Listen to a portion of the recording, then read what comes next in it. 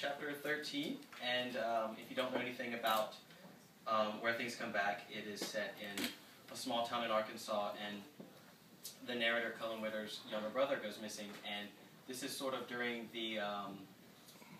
his family's most desperate moment. They've hired a psychic to try to find his 15-year-old brother, and so this is an excerpt I like to read because it creeps me out, even after I've read it a lot of times. So, yeah, I'm going to read this. So it's from chapter 13, The Simplest Thing in the World. You can hear me, right? Mm-hmm. Okay. We stood in a field, one where trees had been clear-cut and what remained was nothing more than what looked like some sad ancient war zone. The grass was mostly dead, the dirt had gone from brown to gray, and the one tree that did still stand was bare and leaning like a creature over a small child's nightmare bed. Valonia Klein stood before us, her hands outstretched, her eyes closed again, her lips quivering, mumbling something either very important or completely full of shit. Lucas was looking at me the way someone does when a psychic is standing in a field in front of him and talking to the earth. Mina Prescott was now holding my mother's hand, and my father was leaning against the truck, his eyes fixed on the mumbling woman. She walked out about 100 yards, stopped, and then turned around. Her eyes flew open. Her shoulders jolted back. She put her hands to her sides. "He is here," she said quietly, but loud enough to be heard, pointing to the ground below her. "Here?" My mother waved her arms around to encompass the entire field. "Or there?" she asked, pointing to the ground beneath Valonia Klein. "Here," she said again, pointing beneath her.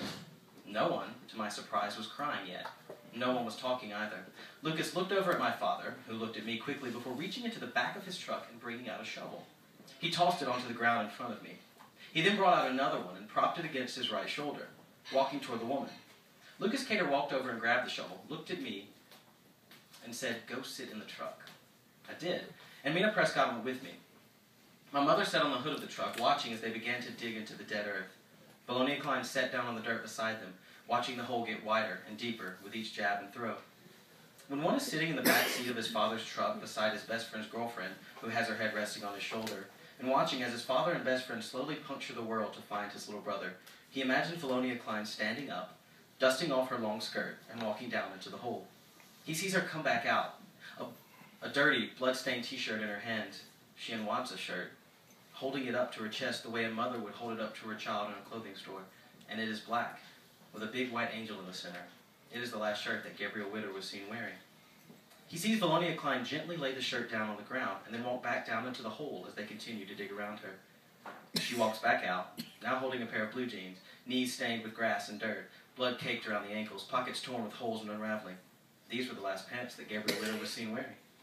She sets the jeans gently down under the shirt and begins to walk in a slow circle around the outfit, chanting and holding her hands up in the air. Behind her, from out of the earth, emerges a naked and dirty Gabriel Witter, his hair matted with blood and grime. His skin is clean white in some places, but nearly black in others.